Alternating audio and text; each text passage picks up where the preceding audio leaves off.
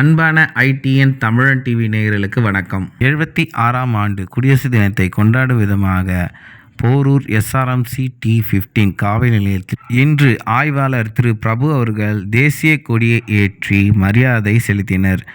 மேலும் இவர்களுடன் உதவி ஆய்வாளர், காவலர்கள், சிறுவர்கள், பொதுமக்கள் அனைவரும் கலந்து கொண்டு இவ்விழாவை சிறப்பித்தனர்.